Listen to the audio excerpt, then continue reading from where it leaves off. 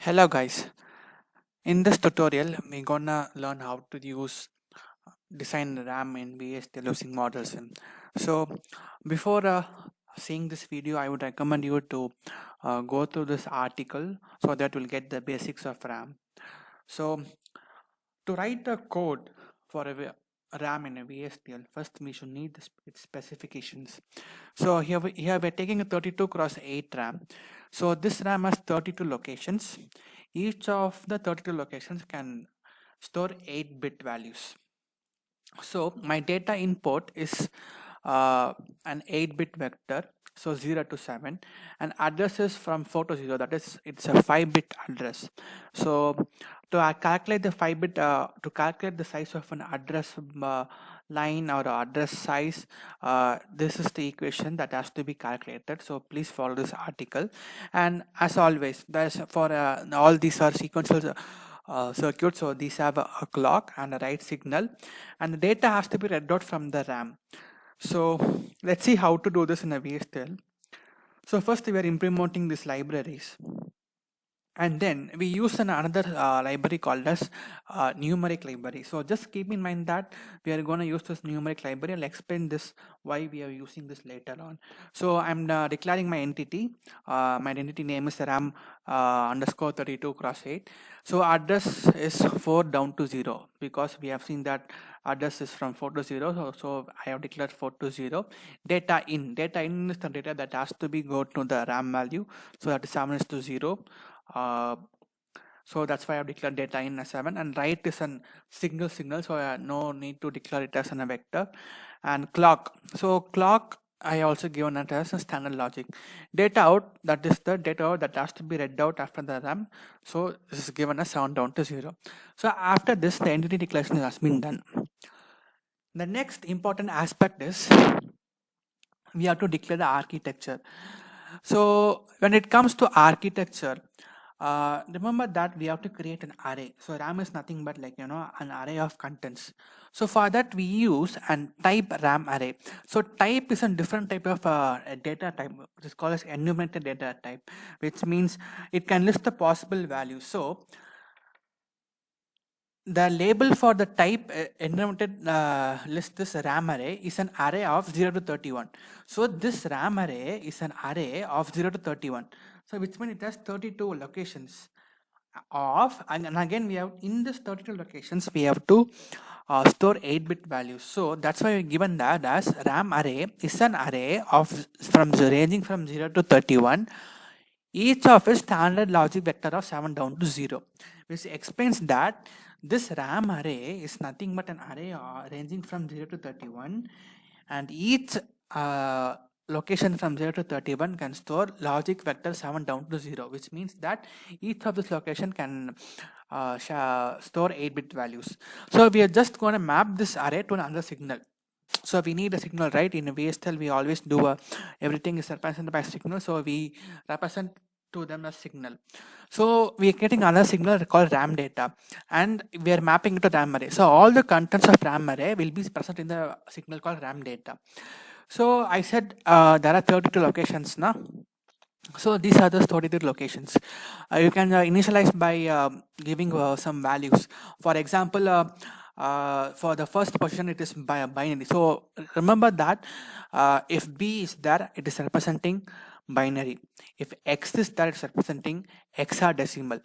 We can represent or initialize values however we wish. We can use binary, we can use hexadecimal, but ModelSim in general, whatever may be the notation that you give, it will convert them into a binary representation. So for example, I've shown you example here. See, this is a binary representation, these two. So because they have B in front of as a prefix word, so B represents binary, and X is nothing but an hexadecimal. So these two are represent hexadecimal. All see X1A. This is also an hexadecimal. So it's our wish accordingly to represent this materials, like the values that we do. But however, whatever may be those representations, ModelSim tries to convert all those representations into one binary representation. That's what the default settings of a model sim. So now you see, just for an example, I given this as a binary B, and this is an XX77, and you can see that X is 1A. So 0, this is 0, 1, 2, 3, 4, 5, 6, and 7.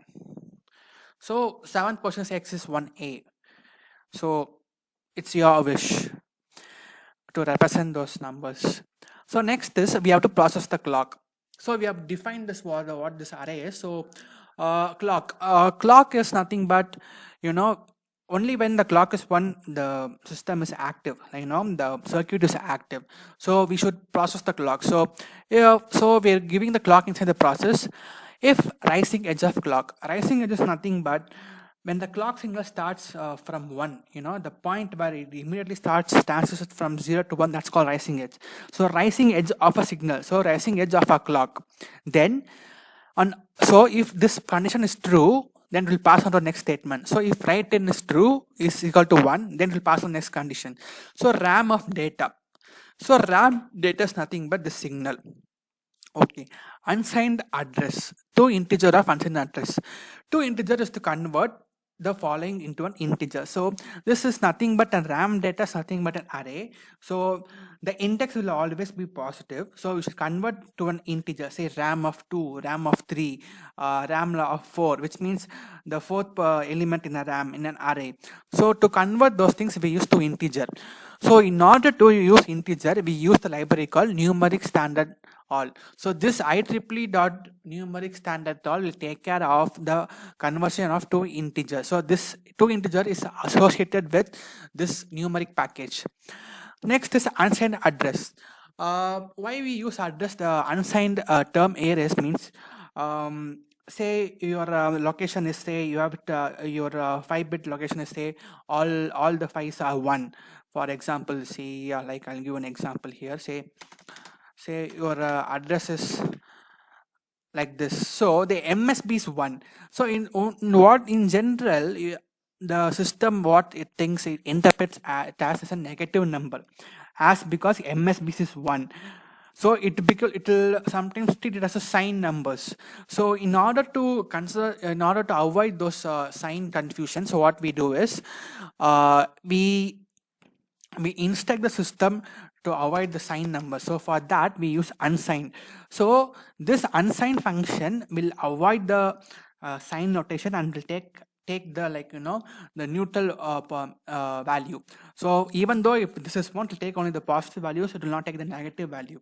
So that's why, so RAM data of to integer is converts to the integer. Unsigned address, so the unsigned address, say if it is it's in binary, say it's 10011, then this to integer will convert this binary into an integer. So now data in signal, so the RAM data, so RAM data with an index will have the following data of data in. So whatever data in that we give will move to the RAM location, RAM data of the index location, and data house to read out the data that has been given. So this is similar to reading a signal. This is similar to this function. If you see this, the RAM data out signal is mapped to the same data. So whatever data is data in will move to the specified location of RAM. So let's simulate. I'll give you an example how to simulate this. It's very simple. And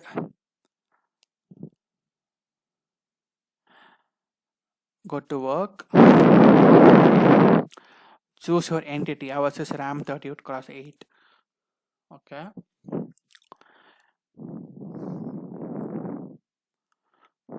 Click here, click add wave.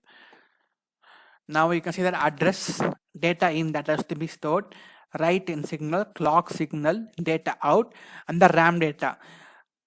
Okay. So now say that, see if you can see that there's already some values here. You can see that the values that I've given, say first value is 1.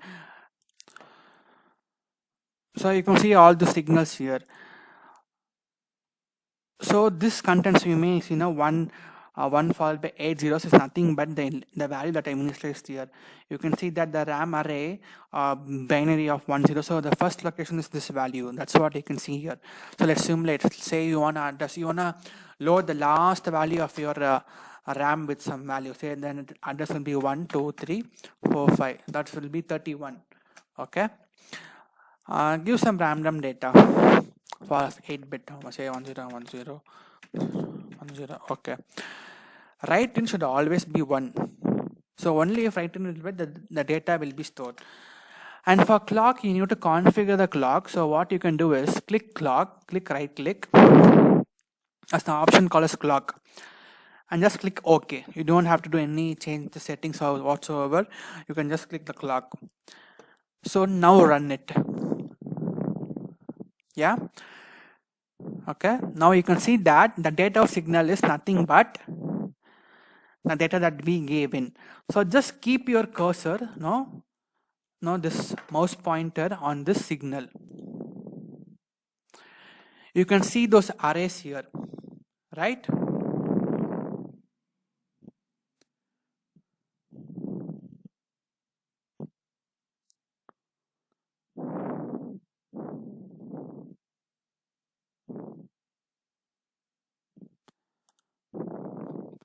And just click, there's a zoom button here, just click it, any update in those values. This is because the system takes some time to get updated for a cycle. So click 1 second. Now you can see the data signal is 101010. So each clock system will have and some some kind of an delay. So we can expect the same delay here. So when you click here, when you click zoom and then click keep your signal here, you can see that the data of signal is being up in the next cycle. So there's a delay of 100 picoseconds here. So when you click here, you can see that see the last, this is the 31 is our last location. In the last row, you can see that the 31 is our last location. Keep here, yeah. See the row of corresponding to 28, last row, last column, it's 101010. It's nothing but that is the information that I gave during the data in. So that's what is been stored here. Let's say, okay, fine. Let's say you want to store some other data. Let's say you want to update the first element. 1 2 3 4 5. Okay, click OK and say you wanna fill everything with ones.